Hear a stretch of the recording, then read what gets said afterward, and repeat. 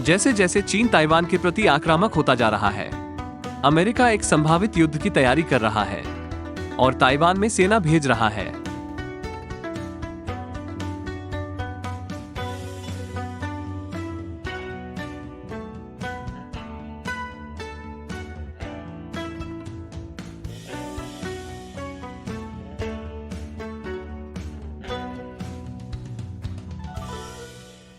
आपका स्वागत है। मैं क्रिस चैपल हूं।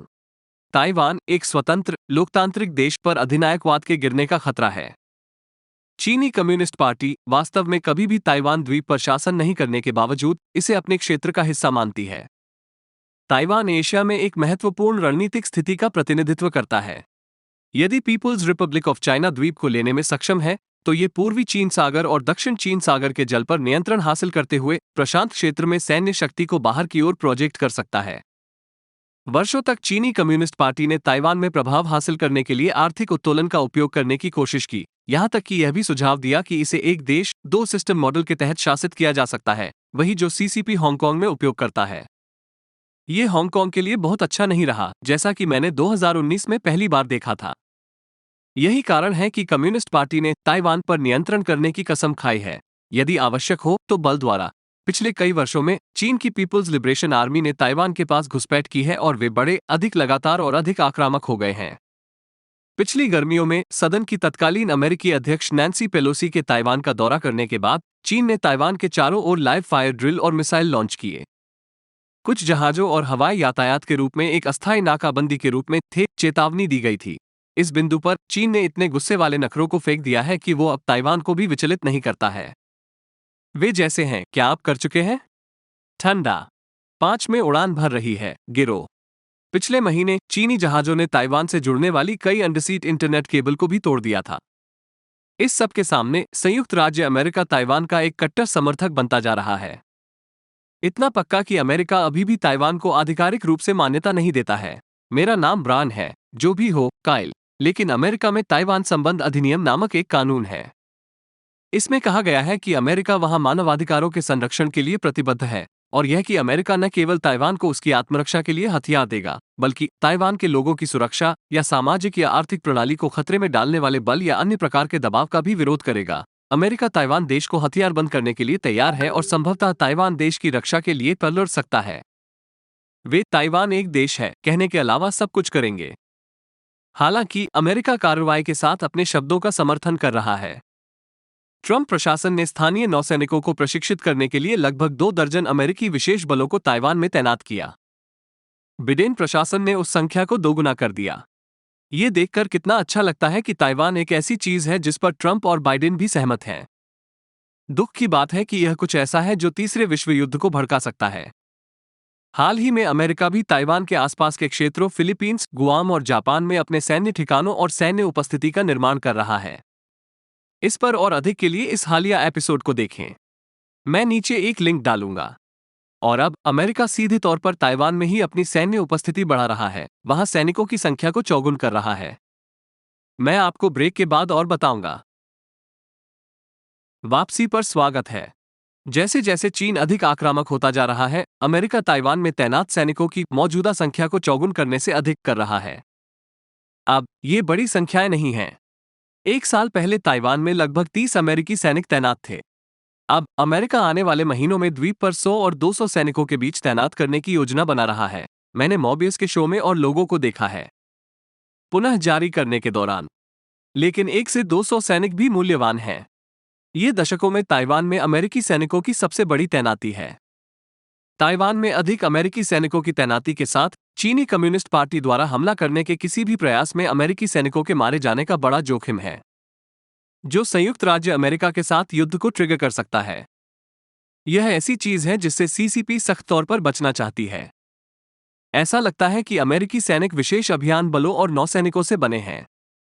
वे वहां ताइवान के सैनिकों को प्रशिक्षित करने के लिए हैं और ताइवान में प्रशिक्षण आयोजित करने के अलावा मिशिगन नेशनल गार्ड ताइवान की सेना के एक दल को भी प्रशिक्षण दे रहा है, जिसमें प्रशिक्षण से परिचित लोगों के अनुसार उत्तरी मिशिगन में कैंप ग्रेलिंग में कई देशों के साथ वार्षिक अभ्यास भी शामिल है। और अगर लड़ने के लिए कुछ है तो ये सुंदर मिशिगन दृश्य है। प्रशिक्षण न केवल अमेरिकी हथियार प्रणालियों पर बल्कि संभावित चीनी आक्रमण से बचाने के लिए सैन्य युद्धाभ्यास पर केंद्रित होगा। पेंटागन अतीत में ताइवान के लिए एक शाही रणनीति के पक्ष में रहा है।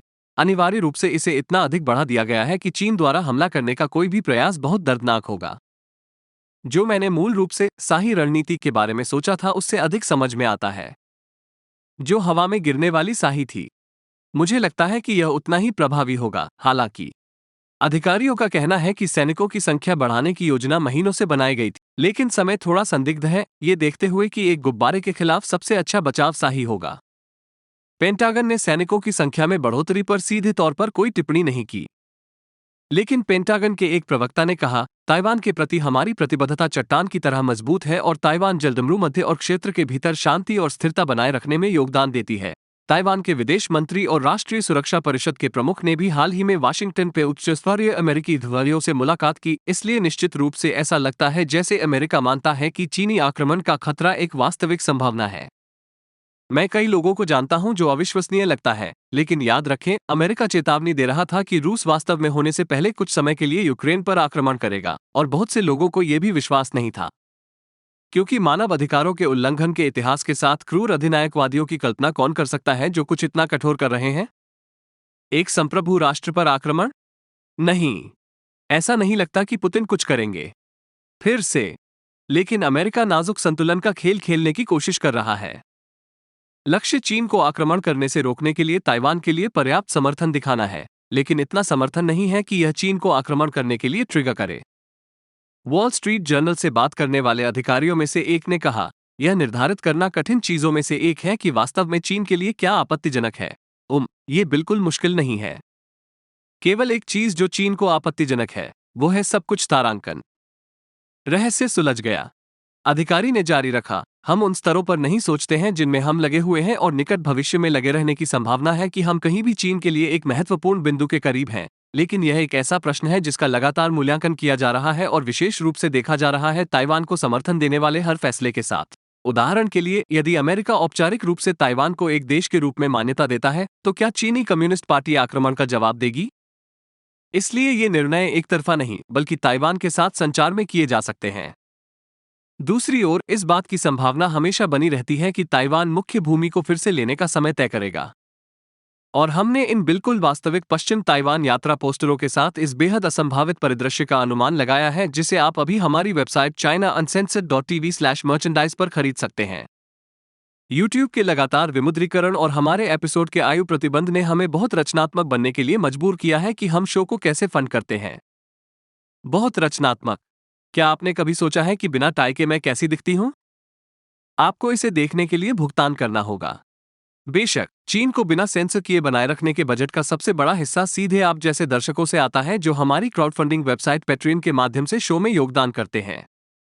लिंक नीचे है। आज का सवाल ऑस्टिन कॉफोर्ड से आता है, क्या आपके पास एक पल की सूचना पर जाने के लिए बनकर तैयार है? बेशक ऑस्टिन। आपको क्या लगता है कि मैं कहां से फिल्म करता हूं? मैंने 4 साल में दिन का उजाला नहीं देखा है। आपके प्रश्न और आपके समर्थन के लिए धन्यवाद। और अगर आप मुझसे एक सवाल पूछना चाहते हैं और चीनी कम्युनिस्ट पार्टी के खिलाफ हमारी लड़ाई में शामिल होना चाहते हैं, तो पैट्रियन पर एक एपिसोड के लिए $1 जितना कम लगता है। एक बार फिर मैं क्रिस चैपल हूं, अगली बार मिलते हैं।